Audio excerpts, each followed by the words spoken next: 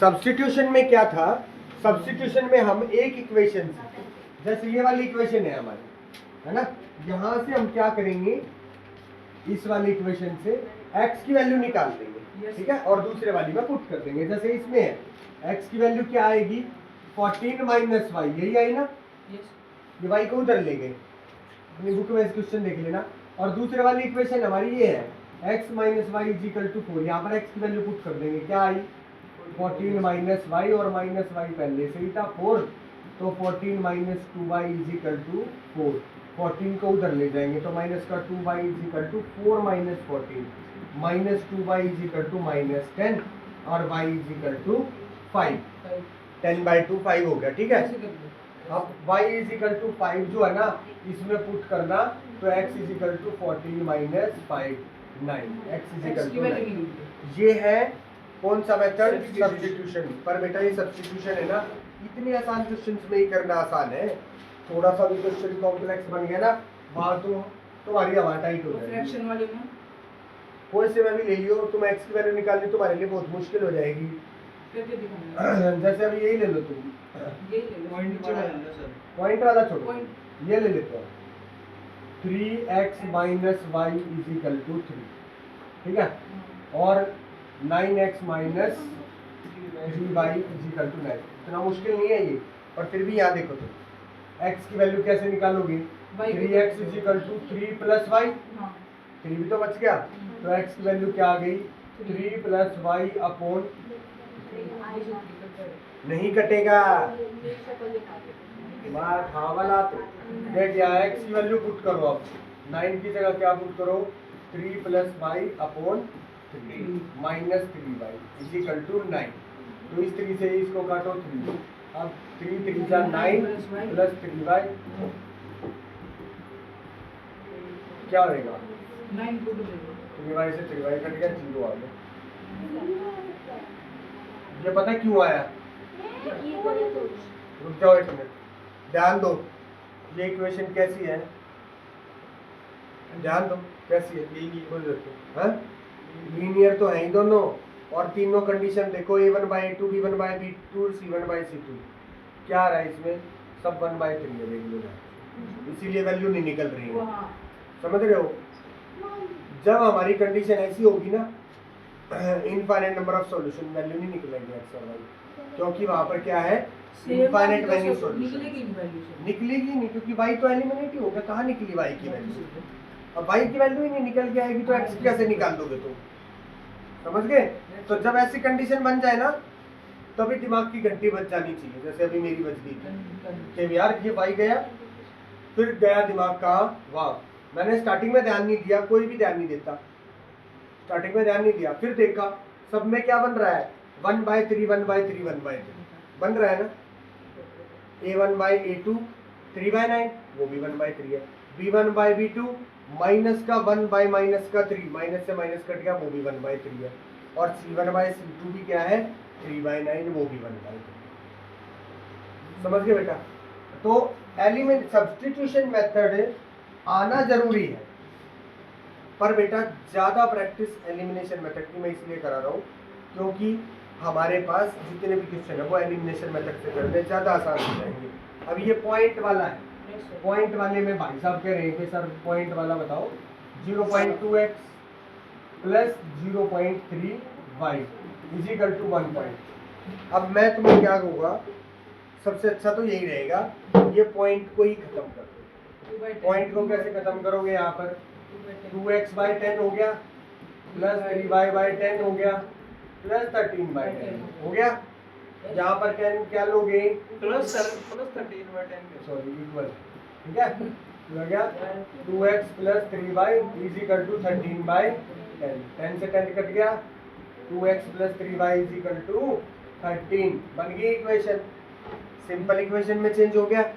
सबसे पहले जब भी तुम्हारे पास थोड़ी सी भी इक्वेशन उल्टी पुल्टी आ जाए, पॉइंट में आ जाए, फ्रैक्शन में आ जाए, तो कोशिश करो उसे सिंपल में चेंज कर दो, दूसरे वाली इक्वेशन को भी सेम इसी तरह से चेंज करो, और फिर एलिमिनेशन मेथड, ठीक है। तो अब है ना, हम जो करेंगे, जो ज्यादा टाइम जो लगाएंगे ना बेटा, अब हमने आज मेथड सीख ली है, ठीक है, हमें मेथड सारे आ गए हैं, सब्स्टिट्यूशन मेथड भी आ गया, एलिमिनेशन मेथड भी आ गया, और वो तीनों कंडीशन भी पता लग गई। ग्राफिकल मेथड भी आ गया। ग्राफिकल मेथड भी आता है ना हमें, सॉल्व करना है, लाइन ड्रॉ करनी है, जहां पर दोनों लाइन इंटरसेक्ट कर रही है वही क्या है, सॉल्यूशन।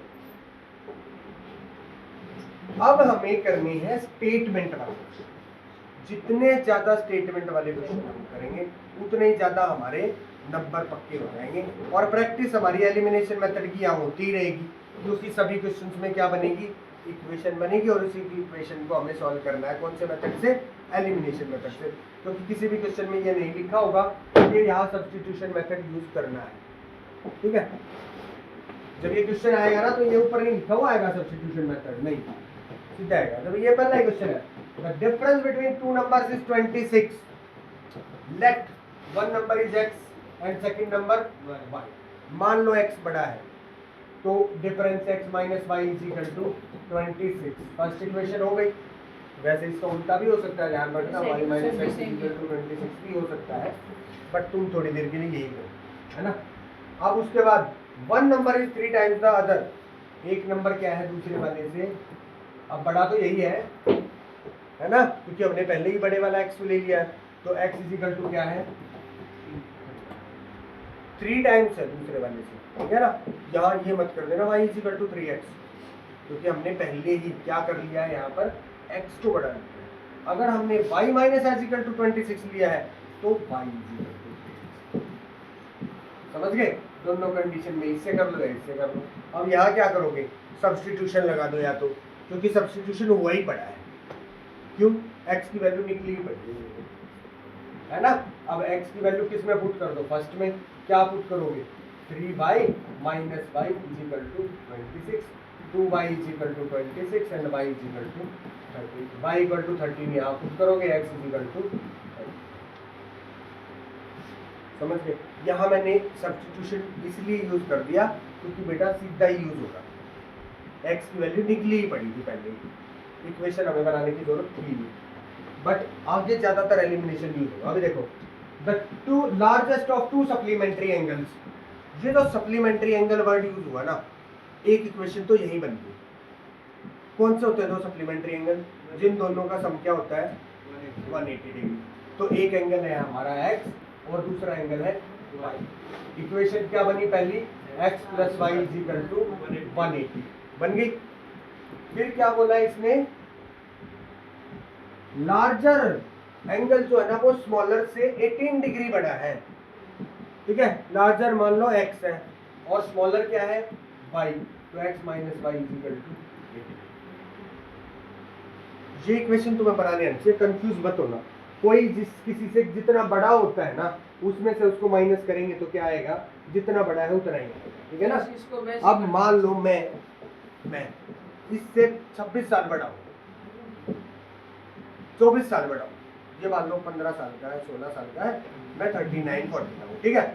तो मेरी एज में से इसकी एज को माइनस करेंगे तो क्या आएगा, जितना बड़ा हूँ उतना ही तो आएगा। समझ गए ना, प्रैक्टिकल समझना यहाँ पर बात, क्योंकि ये वाली लाइन है ना ये बहुत बार यूज होगी, काफी क्वेश्चंस में यूज होगी कि वो इसको इतना एक्सीड कर रहा है, वो इससे इतना बड़ा है, लार्ज है, तो हमें क्या करना है, बड़े वाले में से स्मॉल वाला माइनस करना है, इक्वल टू जितना बड़ा है उतना लिख देना है, सबसे ज्यादा जल्दी होएगा। तो एक एंगल दूसरे वाले से कितना बड़ा है 18, तो x minus y is equal to 18। दो इक्वेशन बन गई, सोल्व कर दो। अरे दिख रहा है दोनों कोफिशिएंट पहले ही इक्वल है, तो ऐड कर दो, ऐड करते ही y से y कट गया, 2x इज इक्वल टू 8 9 और 198, तो x कितना आ गया 198 बाई 2, 2 9 जा 18, तो x की वैल्यू कितनी आ गई, y की कितनी आएगी 180 माइनस जो भी आएगा 180 माइनस 99, वो तुम्हारा आंसर आएगा। समझ गए। क्वेश्चन जो है ना, ये जो स्टेटमेंट है ना बेटा, जितनी ज्यादा सॉल्व करते जाओगे, जितनी ज्यादा सॉल्व करते जाओगे तुम्हारा कॉन्सेप्ट क्लियर होता चल जाएगा, क्योंकि इसमें ना एक टाइप के क्वेश्चन नहीं है, एंगल वाले क्वेश्चन है, ज्योमेट्रिकल बेस्ड है। समझ गए, क्यूब है, उसकी साइड इतनी बढ़ा दी, इतनी कम कर दी, समझ गए। और भाई ये है एज बेस्ड क्वेश्चन है, एंगल वाले क्वेश्चन है, अच्छा 2 डिजिट्स वाले क्वेश्चन है, आएंगे शायद तुमने पहले भी सुने होंगे। अच्छा ये ऐसे वाले हैं, कंडीशन है ये, बैट इतनी बैट है, इतनी बॉल है, परचेज कर रहे हैं आप, तो बताओ कितने रुपए का एक बैट है, कितने रुपए की ऐसी बॉल है, आएंगे ऐसे। ये नहीं, टैक्सी चार्जेस वाले हैं, फिक्स चार्ज और वेरिएबल चार्ज वाले हैं, फ्रैक्शन वाले हैं। हर क्वेश्चन एक टाइप, हर क्वेश्चन एक टाइप।